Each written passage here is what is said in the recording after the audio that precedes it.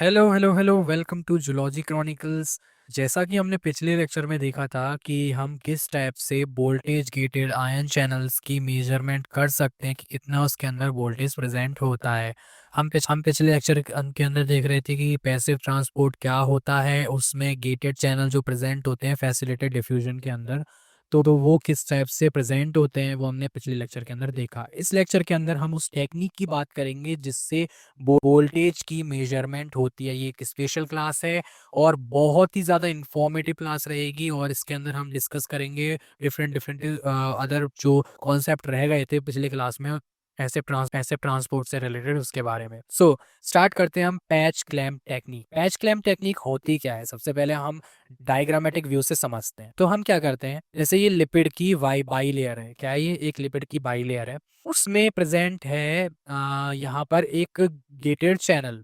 ठीक है, एक प्रेजेंट है गेटेड चैनल प्रेजेंट है और इस तरफ है साइटोसोल और दूसरी साइड क्या है हमारा एक्सटर्नल एनवायरनमेंट या एक्स्ट्रा सेलुलर फ्लूइड प्रेजेंट है। हमने क्या किया, इस सेल को आइसोलेट किया। आइसोलेट करने के बाद क्या करते हैं कि एक फाइन पिपेट, पिपेट क्या होती है ना, एक टाइप की एक डिवाइस होता है, इंस्ट्रूमेंट होता है जो क्या हम यूज करते हैं जनरली माइक्रोबायो के अंदर।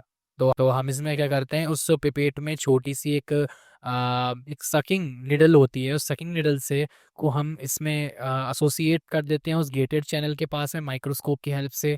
और फिर उससे क्या करते हैं, हम फ्लूइड को ऊपर की तरफ बाहर निकाल लेते हैं। अब फ्लूइड बाहर निकलेगा तो उसके साथ में क्या निकलेंगे, आयंस बाहर निकलेंगे।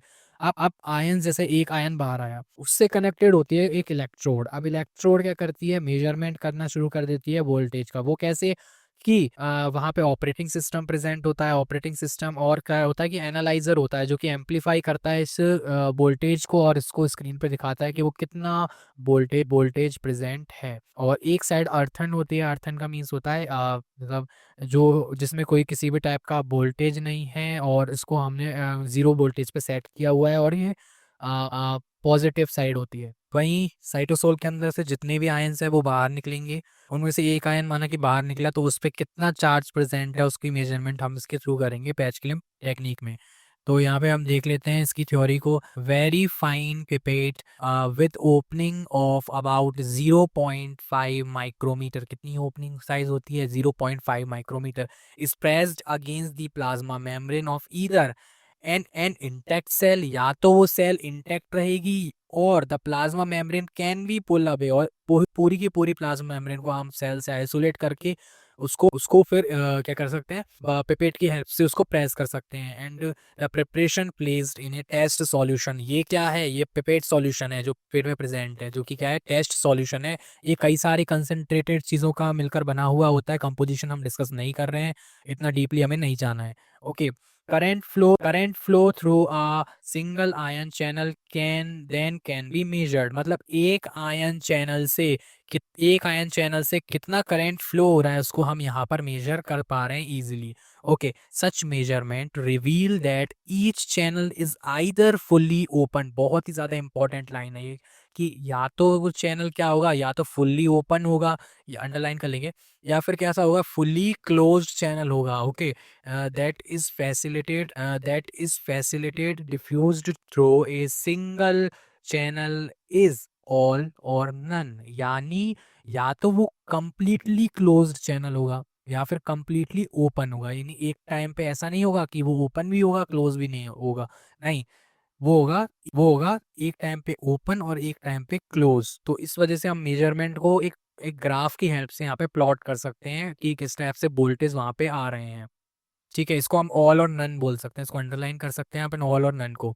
Okay, next thing, this technique has provided so much valuable information about ions. इस टेक्निक ने आयनिक चैनल जो है उनके बारे में बहुत ही ज़्यादा wide information the. That is it was invented by, किसने इन्वेंट किया था इसको, Irwin Irwin Nahar and Burt शेकमैन और एरविन नेहर ने इसको इन्वेंट किया था, इसलिए इसको उनको नोबेल प्राइज भी मिला था इन 1991। ये क्या है, ये जो टेक्निक है इसको जनरली पूछा जाता है कॉम्पिटिटिव एग्जाम्स के अंदर कभी कभी, और साइंटिस्ट के बारे में पूछ लिया जाता है कि कौन सा साइंटिस्ट है इससे एसोसिएटेड, या फिर ये टेक्निक रिलेटेड किससे है। तो किससे रिलेटेड है कि हमें वोल्टेज गेटेड चैनल पे जो आयन है उसके बारे में जानकारी मिलती है, उसके चार्ज के बारे में जानकारी मिलती है इस टेक्निक के थ्रू। यानी ये प्लाज्मा मेम्ब्रेन से रिलेटेड है, ट्रांसपोर्ट चैनल से रिलेटेड है। Okay, so next thing, aquaporins. कल हम जब स्पेशल कैटेगरी पढ़ रहे थे तो वहां पर एक और कैटेगरी को मैंने स्टार मार्क करके रखा था कि कई सारे गेटेड चैनल थे 4 टाइप के, और वहीं एक फिफ्थ टाइप था एक्वापोरिन्स। अब एक्वापोरिन्स होता क्या है, जैसा कि नेम बता रहा है, एक्वा, एक्वा मीन्स क्या होता है वाटर, पोरिन्स मीन्स छिद्र, यानी पानी के छिद्र। तो जिस टाइप से although water diffuse directly across the lipid membrane, वैसे तो क्या होता है कि पानी जो डायरेक्टली लिपिड मेम्ब्रेन के थ्रू बाहर निकल जाता है, और पर कुछ ऐसे एक्वापोरिन भी प्रेजेंट हो सकते हैं सेल में, जो कि क्या करते हैं, स्पीडली पानी को बाहर निकालने में हेल्प करते हैं। तो eukaryotic and some prokaryotic cell contain aquaporins, यानी कई यूकैरियोटिक सेल और कुछ प्रोकैरियोटिक सेल के अंदर प्रेजेंट होते हैं aquaporins. Allows rapid allows rapid transfer of waters not allowing iron to enter, means ये सिर्फ पानी के रैपिड ट्रांसफर को फैसिलिटेट करते हैं, किसी भी टाइप से आयन को फैसिलिटेट नहीं करते हैं। अगेन आपको एक डाउट क्रिएट हो रहा होगा कि हमने सबसे पहले सिंपल डिफ्यूजन की जब बात की थी तो वहां पर हमने देखा था कि किस टाइप से वहां पे सिंपल डिफ्यूजन में चैनल प्रोटीन प्रेजेंट है, वो भी कुछ पोर्स की तरह प्रेजेंट थे। नहीं, वो पोर थे बट पोर इंटरेक्ट नहीं कर रहे थे मॉलिक्यूल के साथ में। अभी देखेंगे हम आगे किस टाइप से इंटरेक्ट करते हैं।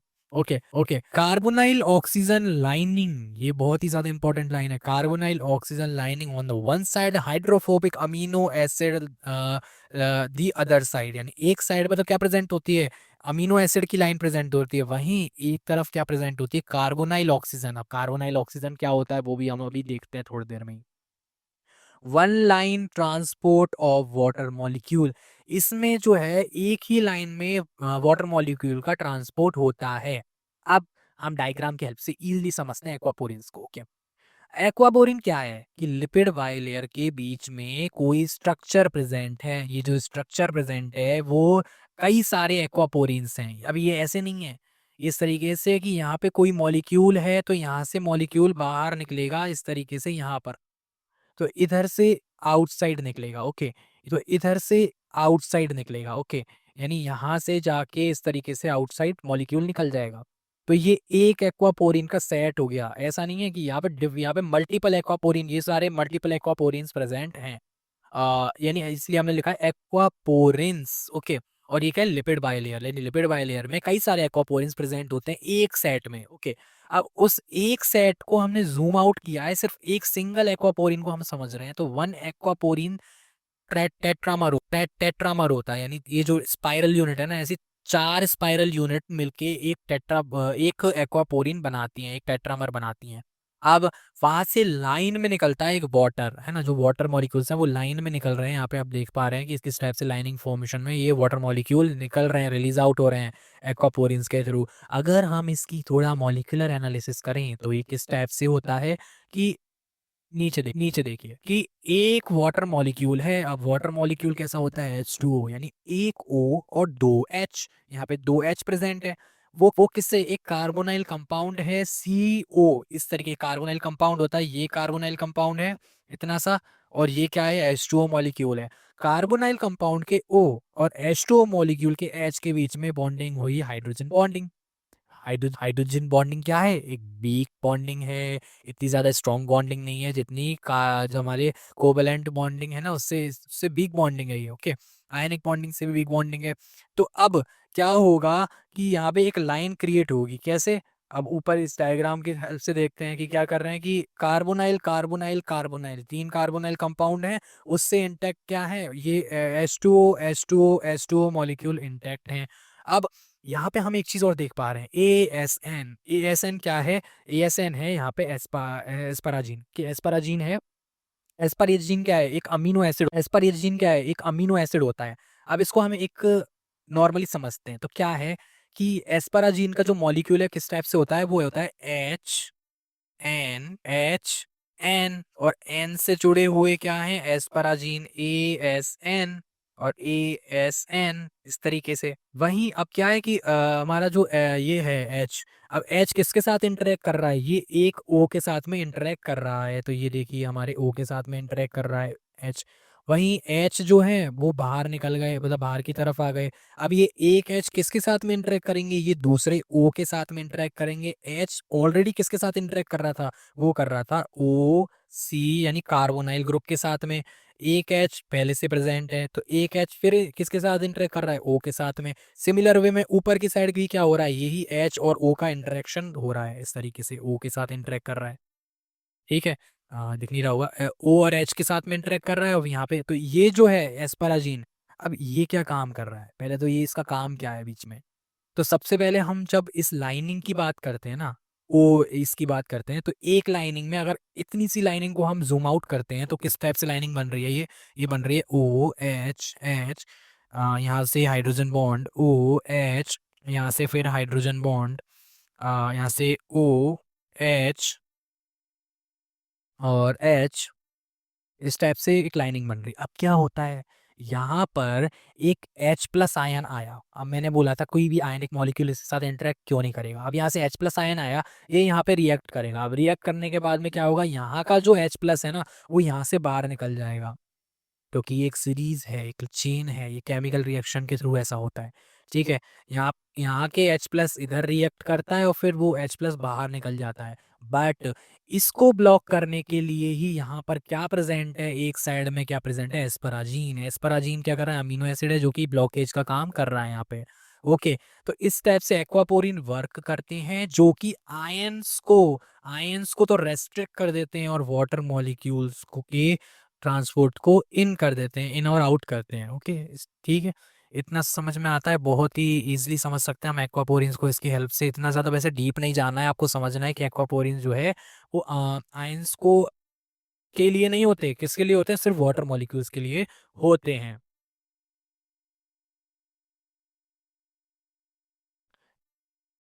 इसके बाद हम नेक्स्ट मूव ऑन करते हैं, ये हमारा नेक्स्ट टॉपिक है जो कि बहुत ही ज़्यादा इम्पोर्टेंट था।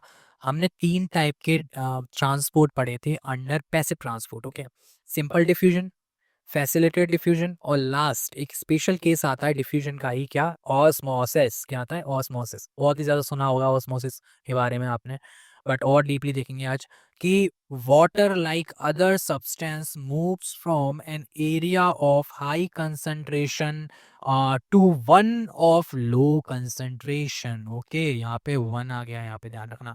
यानी अपने हाई कंसंट्रेशन से अपने ही लो कंसंट्रेशन पे मूव करेगा वाटर। अपने क्यों बोला मैंने बार बार में? यानी किसी और के हाई कंसंट्रेशन और लो कंसंट्रेशन पे डिपेंड नहीं करता, ये सिर्फ किस पे डिपेंड करता है? खुद के कंसंट्रेशन पे डिपेंड करता है। जैसे most cell membrane are permeable to water, मैंने पहले भी बोला था क्या होती है कि परमिएबल होती है वाटर के लिए, वाटर इजीली पास आउट कर जाता है सेल मेम्ब्रेन के through. But and since the diffusion of water plays such an important role in biological function of any living beings, इसी वजह से पानी जो है बहुत ही ज़्यादा इम्पॉर्टेंट फंक्शन प्ले करता है, रोल प्ले करता है किसमें? बायोलॉजिकल फंक्शंस के अंदर डिफरेंट डिफरेंट। इसीलिए किसी ना किसी तरीके से एवोल्यूशन के टाइम पे सेल बनी हुई होगी कि वाटर का इंटेक इजीली हो जाए। Okay, special terms has been coined for it is osmosis. इसी इंटरेक्शन को या इसी परमेबिलिटी को वाटर के लिए क्या बोलते हैं? ऑस्मोसिस बोलते हैं। It is net movement of solvent through a selective membrane, यानी सेलेक्टिवली परमेबल मेम्ब्रेन। यानी ये क्या है कि सॉल्वेंट ग्रुप का एक नेट मूवमेंट है कि किस टाइप से सॉल्वेंट ग्रुप में जो है वो क्या करता है? मूव करता है क्रॉस दी प्लाज्मा मेम्ब्रेन या फिर सेमी परमेबल मेम्ब्रेन के थ्रू। अब ध्यान से सुनेंगे कि अब ऑस्मोसिस है, तो ऑस्मोसिस में हो क्या रहा है वो हम एक डायग्राम के थ्रू देखेंगे अभी थोड़ी देर में। उससे आपको डीपली अच्छे से समझ में आएगा और आप एक भी क्वेश्चन गलत नहीं करोगे ऑस्मोसिस का। Okay, water molecule pass through cell membrane in two ways, दो टाइप से पास आउट होते हैं सेल मेम्ब्रेन में वाटर मॉलिक्यूल्स। पहले भी हमने बात की थी, एक तो या तो डायरेक्टली पास हो रहा है, कैसे लिपिड बाइलेयर के थ्रू हो रहा है, लिपिड बाइलेयर से हो रहा है, या फिर कैसे हो रहा है, या by moving through the aquaporins an integral membrane protein that function as the water channels. Water channel की तरह फंक्शन जो करते हैं इंटीग्रल प्रोटीन, उसमें एक्वापोरिन्स का भी थोड़ी देर पहले हमने एक्वापोरिन्स को भी इजीली समझ लिया था कि एक्वापोरिन्स होते क्या है। या तो एक्वापोरिन्स के थ्रू वाटर का मूवमेंट होगा, या फिर कैसे होगा, सिंपल डिफ्यूजन वाटर का होगा, क्या ऑस्मोसिस के थ्रू। अब देखते हैं हम कि ऑस्मोसिस होता क्या है, ऑस्मोसिस एक्चुअल में क्या है।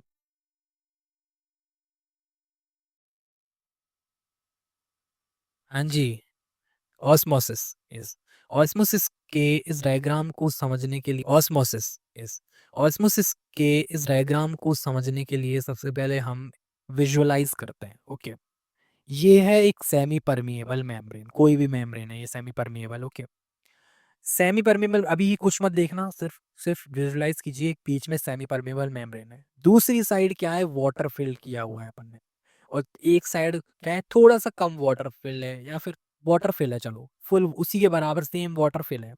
ओके, एक तरफ हमने कोई भी क्या डाल दिया, हमने डाल दिया यहाँ पे कोई भी सॉल्वेंट, सॉल्यूट मॉलिक्यूल, क्या डाल दिया, सॉल्यूट। अब यू नो एक चीज को और, सॉल्वेंट और सॉल्यूट वो होते क्या हैं, सॉल्वेंट जिसमें डिसॉल्व किया जाता है उसको बोलते हैं सॉल्वेंट, सॉल्यूट जिसको डिसॉल्व किया जाता है, यानी मॉलिक्यूल विच इज डिसॉल्व्ड, उसको बोलते हैं क्या बोलते हैं, सॉल्यूट। ओके, अब यहाँ पे सॉल्यूट के मॉलिक्यूल है और क्या है, सॉल्वेंट, सॉल्वेंट क्या है, वाटर, यहाँ पे वाटर प्रेजेंट है। अब यहाँ पे एक तरफ क्या है कि सॉल्यूट के मॉलिक्यूल बहुत ज्यादा कम है, और दूसरी तरफ क्या है, सॉल्यूट के मॉलिक्यूल बहुत ज्यादा हैं। अब एक तरफ वाटर की कंसंट्रेशन, क्योंकि मैंने बोला कि क्या हो रहा है कि सॉल्यूट के कंपैरिजन में अगर हम रेशियो देखें तो वाटर किस तरफ ज्यादा है, इस तरफ ज्यादा है। वहां पर तो क्या है, वाटर की जो स्पेस है उसको ऑक्यूपाई कर लिया है किसने, सॉल्यूट ने। और यहाँ पे क्या है कि उसके कंपैरिजन में कम सॉल्यूट है, तो इस वजह से वाटर मॉलिक्यूल ज्यादा है। अब क्या होगा कि यहाँ पे मूवमेंट शुरू हो जाएगा वाटर का, कि अब यहाँ पे ज्यादा वाटर था तो वाटर यहाँ से मूव करने लगेगा, वाटर कहाँ पर, जहाँ पे उसकी कंसंट्रेशन वाटर की कम है। अब इसको हम ऐसे भी समझ सकते हैं कि अब सॉल्यूशन डाइल्यूट है, तो डाइल्यूट से कहाँ मूव कर रहा है, कंसंट्रेटेड सॉल्यूशन में। कैसे, कि डाइल्यूट क्या बता रहा है, सॉल्यूशन की डाइल्यूट जो है नेचर है वो क्या बता रही है कि वाटर कहाँ पे ज्यादा है, तो वाटर कहाँ पे जाता है, इस साइड में ज्यादा है, या फिर हम इसको ए साइड नाम दे देते हैं और बी साइड नाम दे देते हैं, ठीक है। तो ए साइड में क्या है, वाटर ज्यादा है, वो किधर मूव करेगा, बी साइड मूव करेगा, कहाँ पे, जहाँ पे कंसंट्रेटेड है सॉल्यूशन। ओके, या फिर बोला low concentration of the solute to the high concentration of the solution, यानी अब लो कंसंट्रेशन है सॉल्यूट की यहाँ इस साइड में, तो कंसंट्रेशन ऑफ सॉल्यूट की तो किस तरफ मूव करेगा कि जहां पे हाई, किस तरफ मूव करेगा कि जहां पे हाई कंसंट्रेशन ऑफ सॉल्यूट है, यानी उल्टा ज्यादा की तरफ मूव करेगा वाटर, है ना। वहीं high concentration of water to the low concentration of water move करेगा, यानी वाटर की कंसंट्रेशन जहां ज्यादा है वहां से, यानी ए साइड से बी साइड मूव करेगा। ओके, वाटर ऐसे ही सिंपल सिंपल वे में, the high water potential to low water potential, water potential क्या होता है, वाटर की कैपेसिटी है, वाटर होल्डिंग कैपेसिटी, यानी कितना ज्यादा पानी प्रेजेंट है, तो साई से डिनोट करते हैं, साई का साइन है इस तरीके से, ये त्रिशूल टाइप साइन होता है, तो ये इसको डिनोट करते हैं अपन कि यहाँ पर जैसे पानी ज्यादा था ए साइड में, तो ए से कहाँ मूव कर रहा है, हाई पोटेंशियल से लो पोटेंशियल, यानी जहाँ पानी कम था। Okay, low osmotic pressure to high osmotic pressure में मूव करेगा। अब देखिए लो ऑस्मोटिक प्रेशर, अब ऑस्मोटिक प्रेशर होता क्या है जिसको हम ओपी से डिनोट कर रहे हैं, तो ओपी, ओपी जो है ऑस्मोटिक प्रेशर जो है वो है क्या, osmotic pressure is equals to क्या होता है, सी आर टी, यानी कंसंट्रेशन ऑफ सॉल्यूट। ये क्या है कि किसके प्रोपोर्शनल है, कंसंट्रेशन ऑफ कि जहाँ पे सॉल्यूट है, अब यहाँ पे क्या है, किसका कंसंट्रेशन आ रहा है, सॉल्यूट का कंसंट्रेशन आ रहा है, यानी सॉल्यूट का जहाँ कंसंट्रेशन होगा ज्यादा, वहाँ क्या होगा, ऑस्मोटिक प्रेशर ज्यादा होगा। तो किस तरफ ऑस्मोटिक प्रेशर ज्यादा है, इस साइड ज्यादा है, यहाँ पे सॉल्यूट कंसंट्रेशन ज्यादा है, तो इसलिए जब कंफ्यूज होने की बात नहीं है बिल्कुल भी कि ऑस्मोटिक प्रेशर तो सॉल्यूट पर डिपेंड करता है, वहीं जो वाटर पोटेंशियल है वो किस पे डिपेंड करता है कि पानी की कंसंट्रेशन किधर की तरफ ज़्यादा है। तो ए साइड में पानी की कंसंट्रेशन ज़्यादा है, वहीं दूसरी तरफ सॉल्यूट की कंसंट्रेशन ज़्यादा है। तो इस टाइप से हम इसको समझ सकते हैं ऑस्मोटिक प्रेशर को। अब क्या होता है, ऑस्मोटिक प्रेशर के अंदर ही एक स्पेशल कैटेगरी आती है। क्या? एक स्पेशल कैटेगरी क्या आती है, जिसको बोलते हैं हम टोनिसिटी। पिछली क्लास में हमने टोनिसिटी के बारे में थोड़ा सा डिस्कस किया था, जब हमने हिस्ट्री पढ़ रहे थे। तो हमने आरबीसी के बारे में डिस्कस किया था। तो अब हम डीपली पढ़ेंगे कि टोनिसिटी होती क्या है।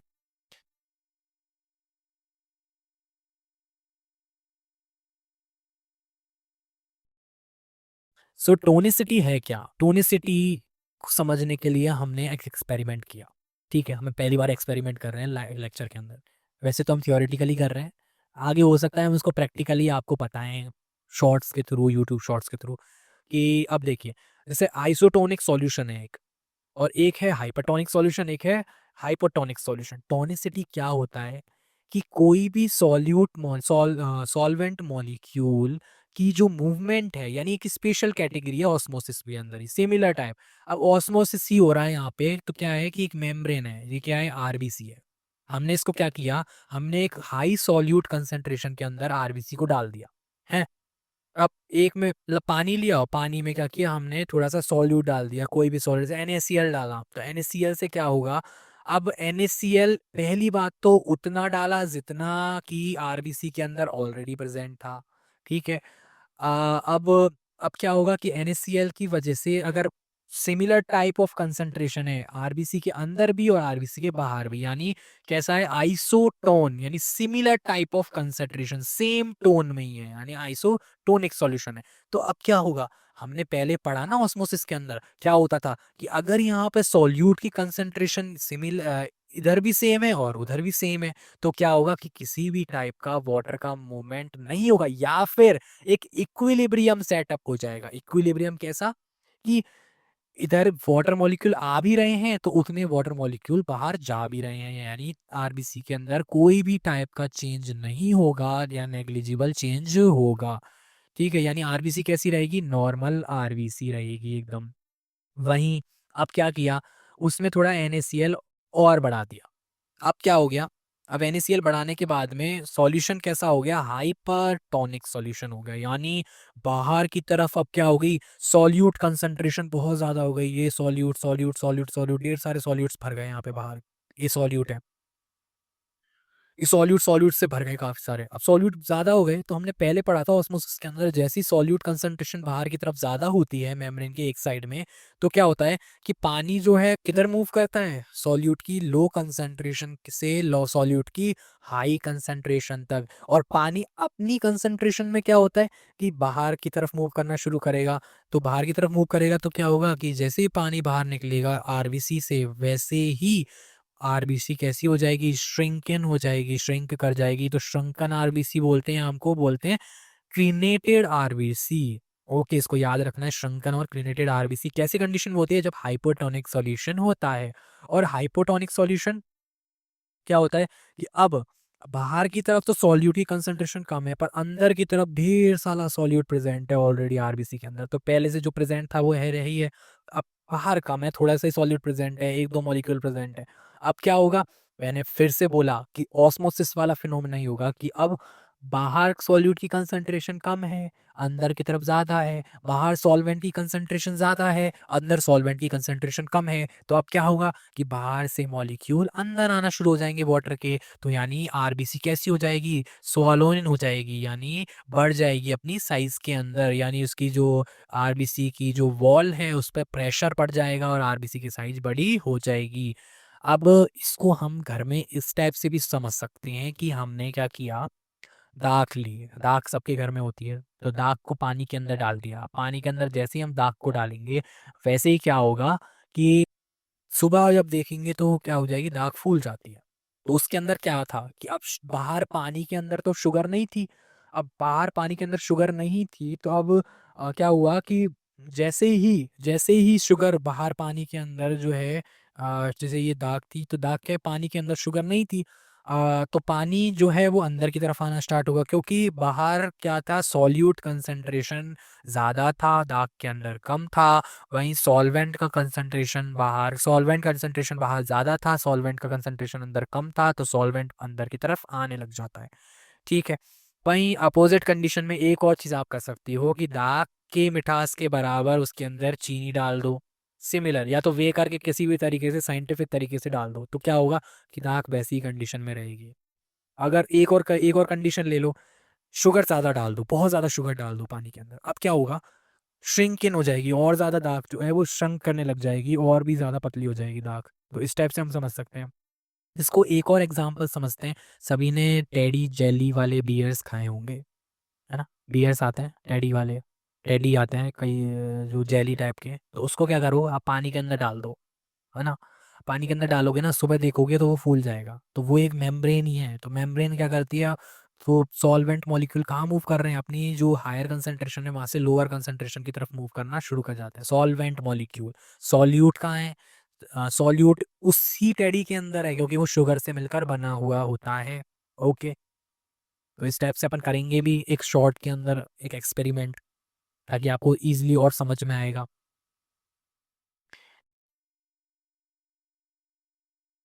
नेक्स्ट चीज, नेक्स्ट जो मूव करते हैं अपन, वो करते हैं एक स्पेशल कैटेगरी है ऑस्मोसिस के अंदर ही, रिवर्स ऑस्मोसिस। आरओ, आरओ सबके घर में होता है, सभी ने आरओ का पानी पिया हुआ है, तो सबको पता है कि एक्चुअल में आरओ आरओ आरओ करते हैं। नेक्स्ट चीज, नेक्स्ट जो मूव करते हैं अपन, वो करते हैं एक स्पेशल कैटेगरी है ऑस्मोसिस के अंदर ही, रिवर्स ऑस्मोसिस। आरओ, आरओ सबके घर में होता है, सभी ने आरओ का पानी पिया हुआ है, तो सबको पता है कि एक्शन में आरओ आरओ आरओ करते हैं अपन, तो उसका फुल फॉर्म होता है रिवर्स ऑस्मोसिस टेक्निक। ओके।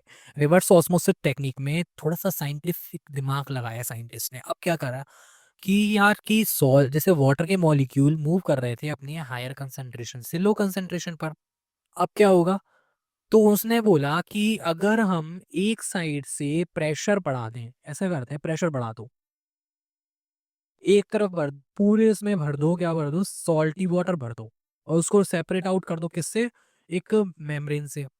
कोई भी मेम्ब्रेन ले लो, सेलुलोज की मेम्ब्रेन ले लो, पॉलीअमाइड की मेम्ब्रेन ले लो, किसी से भी सेपरेट आउट कर दो उसको। अब सेपरेट आउट कर देंगे तो क्या होगा, तो अब जैसे ही अपन सेपरेशन कर देते हैं, वैसे ही एक तरफ तो क्या मतलब सिमिलर वे में करेंगे तो क्या होगा कि जहाँ पे कंसंट्रेशन सॉल्यूट की ज़्यादा होगी, वहाँ से कम कंसंट्रेशन ऑफ सॉल्यूट में मूवमेंट होना स्टार्ट हो जाएगा। तो ये कंडीशन कैसी बनेगी कि एक तरफ तो पानी कम हो जाएगा, इस साइड तो पानी कम हो जाएगा, जहाँ पे सॉल्वेंट सॉल्वेंट मॉलिक्यूल की सॉल्यूट मॉलिक्यूल कंसंट्रेशन ज़्यादा है ना, वहाँ का साइड का पानी तो बढ़ जाएगा। इस साइड में सॉल्वेंट मॉलिक्यूल की सॉल्यूट मॉलिक्यूल की कंसंट्रेशन ज़्यादा है, तो इस साइड पानी बढ़ रहा था, इस साइड कम हो रहा था। तो साइंटिस्ट ने क्या किया कि जिस साइड पानी बढ़ रहा था उस साइड में प्रेशर अप्लाई कर दिया पिस्टन की हेल्प से। पिस्टन है ये, एक पिस्टन की हेल्प से क्या किया, प्रेशर अप्लाई कर दिया। अब क्या होगा, ये कंडीशन रिवर्स हो जाएगी। क्या होगा कि जैसे प्रेशर अप्लाई होगा, वाटर के मॉलिक्यूल मूव करने लग जाएंगे, किधर की तरफ, इधर की तरफ। ए बी साइड में, हमने इसको ए साइड नाम दिया और इसको बी साइड नाम दिया, तो ए से बी की तरफ, बी साइड की तरफ मूव करने लग जाएंगे। अब बी साइड की तरफ मूव करेंगे तो क्या होगा कि सॉल्वेंट मॉलिक्यूल का मूवमेंट तो नहीं हो रहा है, तो सॉल्वेंट मॉलिक्यूल तो उसी साइड में गए। तो सॉल्वेंट मॉलिक्यूल जब इसी साइड में है, से सॉल्ट है, तो सॉल्ट एक सॉल्वेंट है, सॉल्यूट मॉलिक्यूल है, तो सॉल्यूट मॉलिक्यूल इस साइड में रह गए, सॉल्ट इस साइड में रह गया, और फ्रेश वाटर जो था वो एक तरफ आ गया पूरा की पूरा। तो इसकी वजह से जो प्योर वाटर है हमें ऑब्टेन हो जाता है। तो इसी टाइप की टेक्निक अपनाई जाती है, इसको बोलते हैं रिवर्स ऑस्मोसिस, जो कि हम फिल्ट्रेशन करते हैं वाटर का, उसके अंदर भी ये टेक्निक अपनाई जाती है। अब और क्या, किस किस में हेल्प होती है, डिसैलिनेशन ऑफ वाटर। अभी थोड़ी देर पहले देखा कि कैसे वाटर का डिसैलिनेशन होता है। हमारा सॉल्ट है, और सॉल्टी वाटर और फ्रेश वाटर के बीच में डिफरेंस क्रिएट करने का। ओके। उसके बाद रिड्यूस पैथोजन। अब कोई एक साइड में क्या पैथोजन ज़्यादा है, अब पैथोजन ज़्यादा है तो क्या होगा कि जब रिवर्स ऑस्मोसिस टेक्निक अप्लाई की जाएगी, तो पैथोजन जो ये सेल मेम्ब्रेन है उसी से इंटैक्ट करके रह जाएंगे इसी साइड में, ए साइड में ही।